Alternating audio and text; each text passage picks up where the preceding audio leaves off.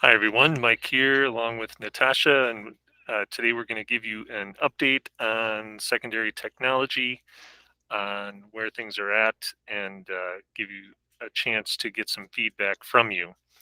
So, the main things we want to talk about are the digital tools evaluation, where we're at with that, an update on the virtual pathway, some information about student privacy, but more importantly, that digital classroom standards. Again, this is tied to our strategic plan, strategy C, with these focus goals to support learning.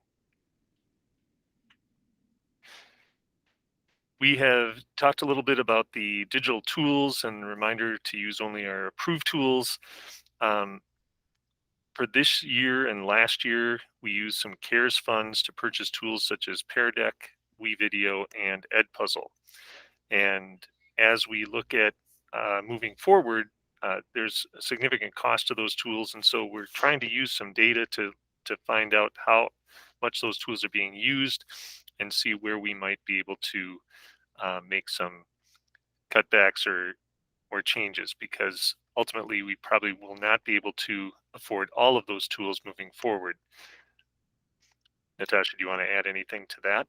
Yeah, I don't think, yeah, Mike makes a great point. The idea isn't necessarily to get rid of those tools, but it's to evaluate, how they're being used, where they're being used, and see if we can pare down, maybe perhaps in some areas. So we purchased a lot of these tools district wide, but they might not be used at elementary school as much or even middle school. And so we might look into just rethinking how we license those tools to be a little bit more fiscally responsible and then to really use those with fidelity in the places where we have them.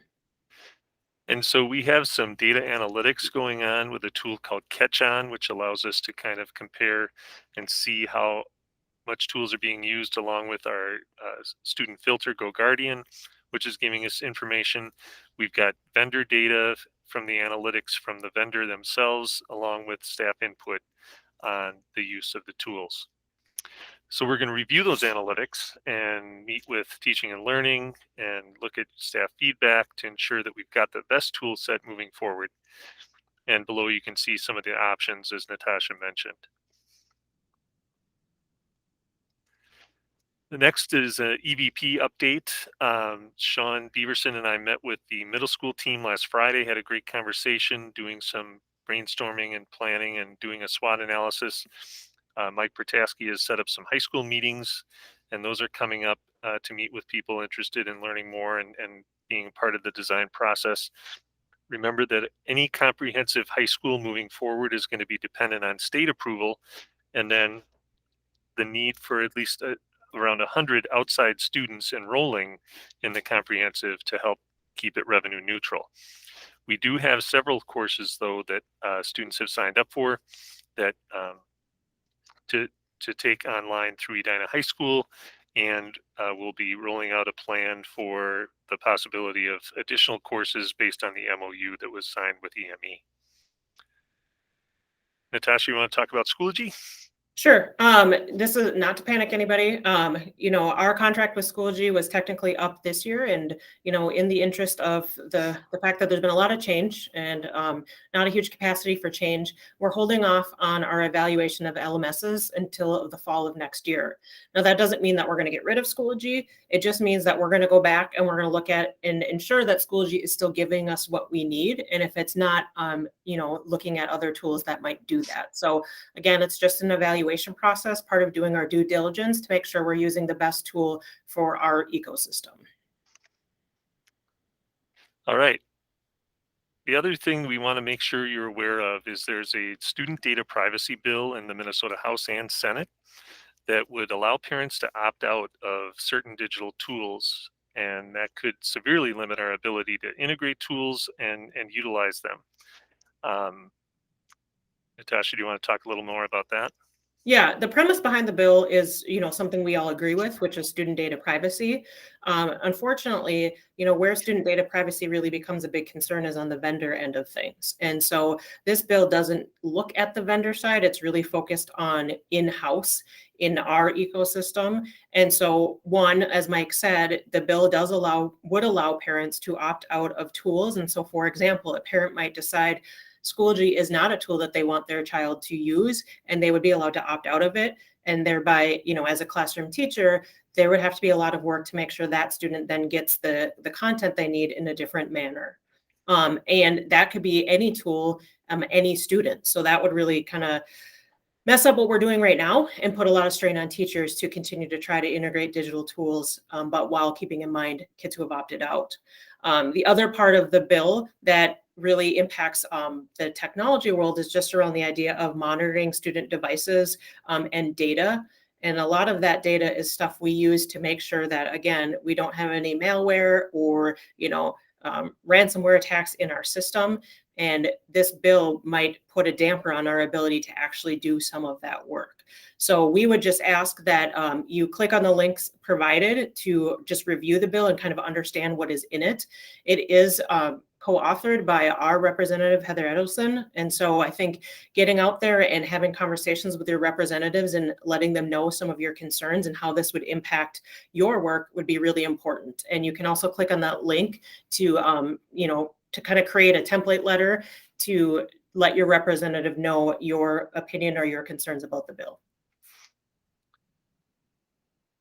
So now we come to secondary digital classroom standards. The last time we met, we talked about the current configuration and looking at needs for the future. We talked about some of the gap analysis data that we did last spring and thinking about as we move forward with updates as they become needed, what is it going to look like moving forward?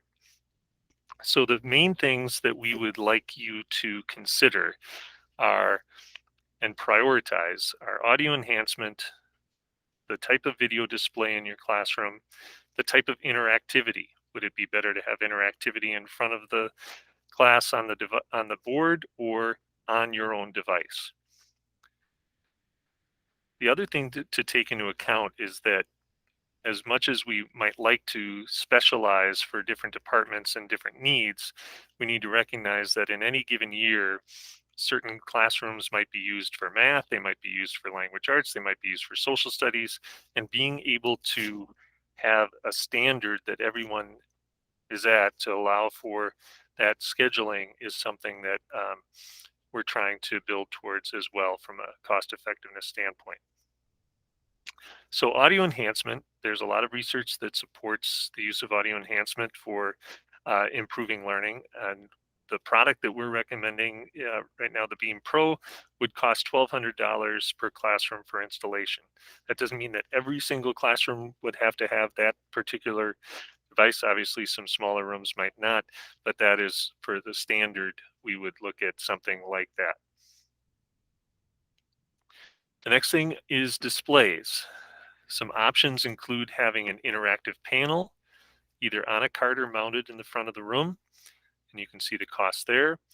A dumb or non-interactive panel on a cart or mounted in the front of the room, around this cost, and upgrading the ceiling wall mount or wall mount projector would be around $500. Now, in the industry, when they talk about the type of the abilities of these devices, you'll see that the analytical viewing area in this classroom here, the basic viewing here, and then passive, when you get into the yellow, it's more degraded and then unviewable here. And so when we look at each of these, you'll see that the panel, we start losing a little bit in the back here, and the same with that cart or mounted. But the ceiling and wall, we're still in the light green all the way back in the room. So in some ways, from a display standpoint, because the display is larger from the projector, you get a little bit better bang for the buck that way. When we talk about teacher devices, a traditional laptop with not as enhanced interactivity is probably right now around 950. A tablet type device would be more like 1300. So as you're thinking about these different aspects, the audio enhancement, the type of display, whether interactivity is important for you and your department, and the type of device that you're using, what we'd like you to do is share your priorities with us. So we've created a form, and on that form, you'll see an opportunity to choose your building and your department.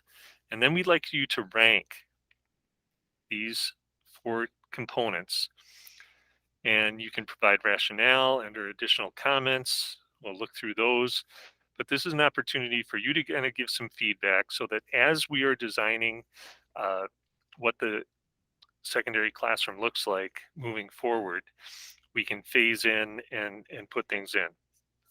More to add, Natasha? Yeah, just as Mike said, this is definitely a phased-in approach. Any, thing that we choose is gonna be, have a substantial cost to it, and so we really are looking for what is your priority. So, for example, if all of the high school says our priority really is around audio enhancement, then we'd look at trying to phase that in sooner and then work our way up to some of those other areas such as the display and interactivity. So, again, we're just trying to get your feedback to see where the priorities lie and then start to make some decisions. And I'll obviously come back to you to gather more feedback as we get further along in the process. All right. So again, if you have questions, please reach out to us. We'll be happy to answer and assist or clarify things. And we will be sharing this feedback with you sometime in the next couple months. Thanks, everybody. Have a great day. Thanks, everyone.